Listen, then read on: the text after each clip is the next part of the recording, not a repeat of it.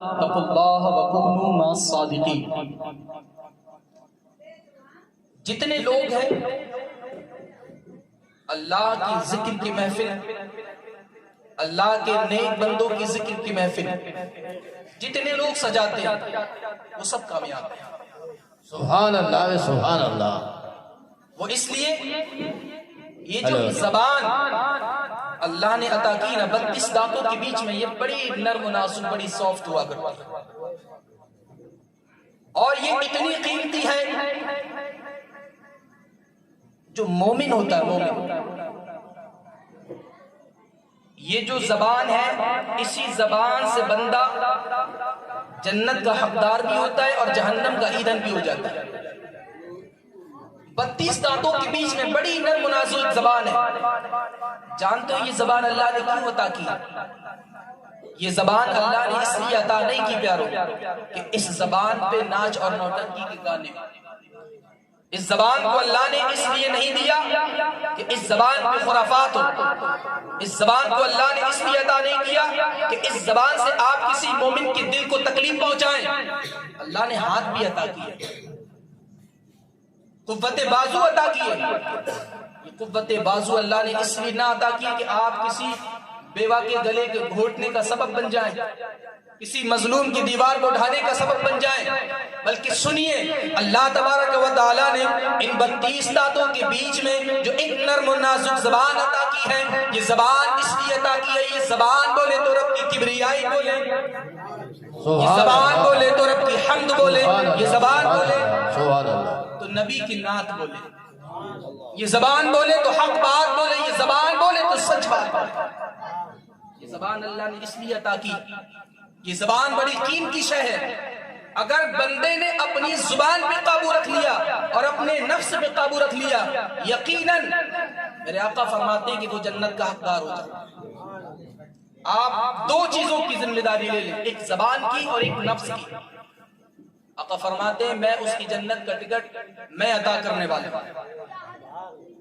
صرف دو چیزوں کی، ایک نفس کی اور ایک زبان کی۔ یہ زبان میں ہڈی نہیں ہوتی لیکن کبھی کبھی ہڈیاں بھی توڑوا دیتی ہیں، اس میں ہڈی نہیں لیکن ہڈیاں توڑوا دیتی ہیں۔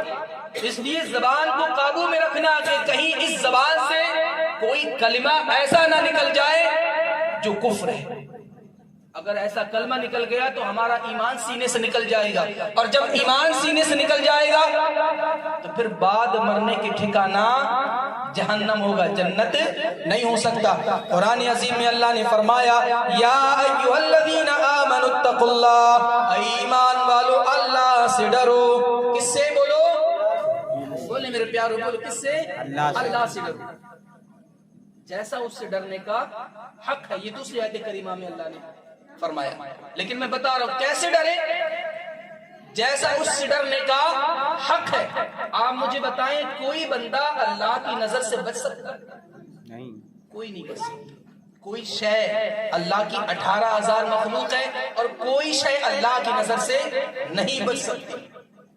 ہم چاہیں کھلے میدان میں ہو، بند کمرے میں ہو، لیکن پھر بھی اللہ کی نظر سے ہم نہیں بچ سکتے۔ چاہے ہم دن کے اجالے میں ہو، رات کے اندھیرے میں، اللہ کی نظر سے ہم نہیں بچ سکتے۔ تو پتہ چلا کہ ہر وقت اللہ کی نظر اپنے بندے پہ رہتے ہیں، سمجھ رہے ہیں؟ تو جب اللہ ہمیں دیکھ رہا ہے، کسی شاعر نے کہا کہ مٹ جائے گا گناہوں کا تصور اس جہاں سے، مٹ جائے گا گناہوں کا تصور اس جہاں سے، گر ہو جائے یقین کہ خدا دیکھ رہا ہے، گر ہو جائے یقین کہ خدا دیکھ رہا ہے۔ تو جب یہ ہمارا ایمان، ہمارا عقیدہ بن جائے گا کہ ہمارا رب ہمیں دیکھ رہا ہے، تو پھر گناہ کرنا تو بہت دور کی بات ہے، اس کا خیال بھی نہیں۔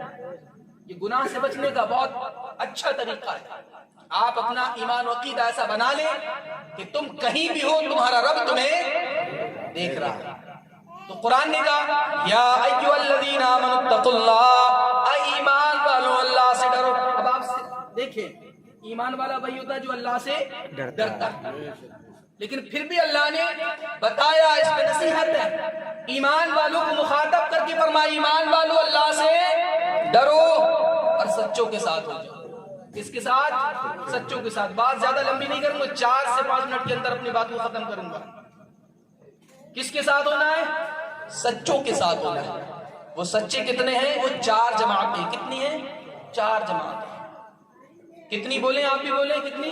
4 جماعتیں۔ کون سی؟ یہ قرآن بتا رہا ہے الذین انعم اللہ علیہم من النبیین والصدیقین والشہداء والصالحین۔ کہتے سبحان اللہ۔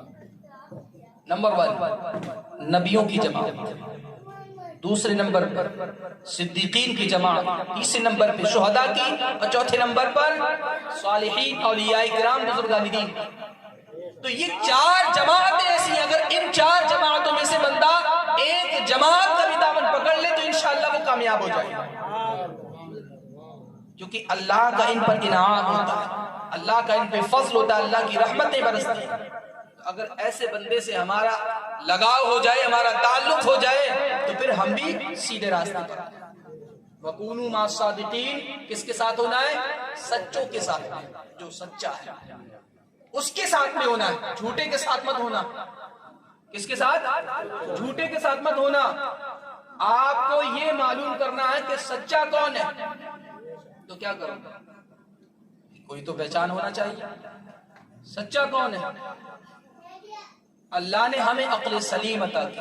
قرآن کہتے ہیں افلا تعقلون، تم عقل سے کام لو، افلا تنظرون، نظر سے کام لو، افلا تدبرون، اور فکر کیا کرو کہ ہمارے لیے ہمارا کون رہنما بہتر ہے۔ جیسے ہم کہتے ہیں نا کہ ہمارے لیے ہمارا بہتر نیتا کون ہے، تو یہ بھی تلاش کیا کرو کہ ہمارے لیے ہمارا بہتر رہنما کون ہے، جو ہمیں سیدھی راہ خود بھی چلے اور ہمیں بھی چلائے۔ سمجھ رہے ہیں؟ یہ تلاش کرنے کی ضرورت ہے۔ قرآن کہتا ہے ان اولیاءہ الا المتقون، اللہ کا ولی وہی بندہ ہوتا ہے جو پرہیزگار ہوتا ہے، متقی ہوتا ہے، جس کے سینے کے اندر اللہ کا خوف رہتا ہے، رسول کی محبت